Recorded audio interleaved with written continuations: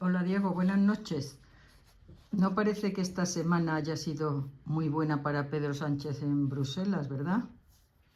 Hola, buenas noches. Pues efectivamente el presidente del gobierno y su gobierno, pero digo el presidente del gobierno porque Pedro Sánchez nos tiene acostumbrados a que actúa en todo, tanto a espaldas de los españoles como frecuentemente a espaldas de su gobierno.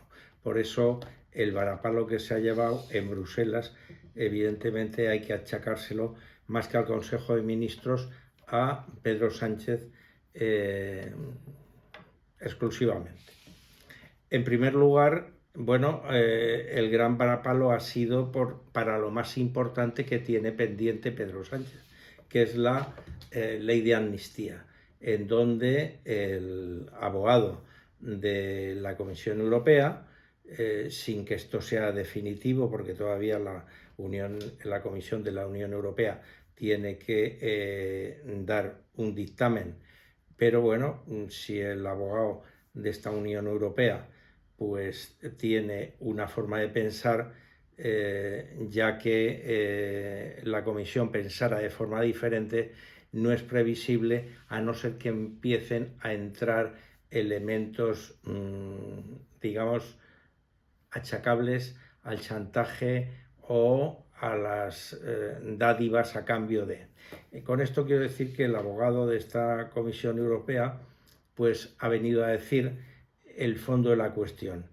La ley de amnistía no es una ley planteada por el interés general, sino en beneficio del gobierno y en beneficio de los que van a ser amnistiados, como era lógico, pero es que los amnistiados también han participado en la redacción de la ley, con lo cual ya el desmadre es completamente absoluto. Entonces, este dictamen del abogado europeo pues ha venido a dar en la línea de flotación del argumento principal de la ponente de la ley de amnistía en relación a la misma. Es decir, que esto era una ley en beneficio del interés general. Y queda patente, como en España sabemos todos, incluido Conde Pumpido, e incluido el presidente, que es una ley dada en beneficio de Sánchez, por un lado, para permanecer en la Moncloa 7 votos, y por otro lado para Puigdemont, que es el que le da esos 7 votos para que pueda permanecer en la Moncloa. Pero como digo, tanto Conde Pumpido como Sánchez saben perfectamente que era en beneficio propio. Pues el propio Pedro Sánchez, antes de necesitar los votos, ya decía que la ley de amnistía no tenía cabida en la Constitución. El segundo varapalo ha sido también importante para el prestigio de España en definitiva, pero relativamente, porque ya en Europa empiezan a darse cuenta que las iniciativas de Pedro Sánchez no son iniciativas de España apoyadas por la soberanía nacional, sino que son iniciativas de un aprendiz de dictador, y por eso son achacables a Pedro Sánchez.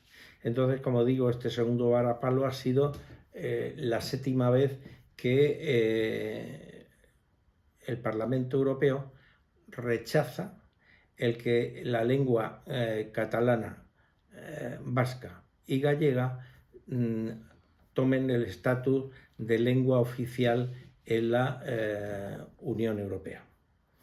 Bueno, aquí hay que destacar que realmente toda la propaganda alrededor de este asunto, y además de la que ha hecho el gobierno, también la que ha hecho el presidente de la Generalidad, el señor Illa, en los sitios donde ha tenido oportunidad de hacerlo, el argumento esencial es que el catalán, el vasco o el gallego son lenguas cooficiales, es decir, que están al mismo nivel que la lengua española. Esto es una falacia y es una mentira y es un engaño a la opinión pública, porque vamos a ver, la cooficialidad del catalán con el español es en Cataluña, no en España. La cooficialidad del vasco con el español es en el País Vasco, no en el resto de España.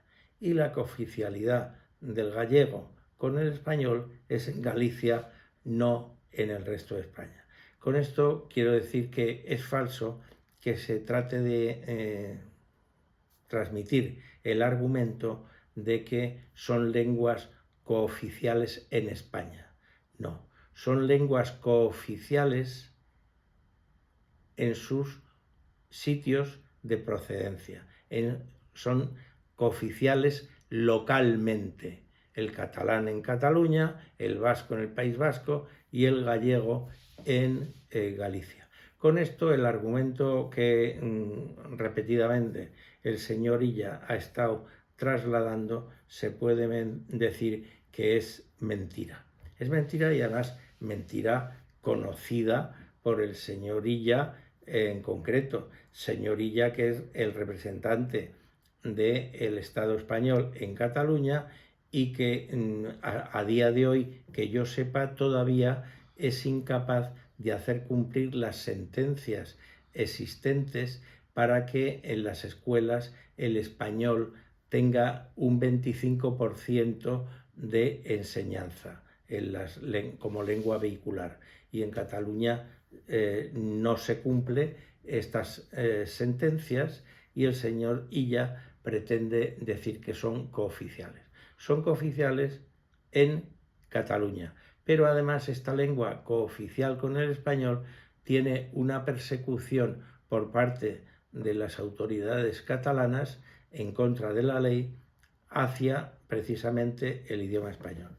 Bueno, pues estos dos importantes varapalos que le han dado, en este caso al ministro de Asuntos Exteriores, rechazando este uso de estas tres lenguas como oficiales en la Unión Europea, además es un poco desconocer la realidad que se plantea.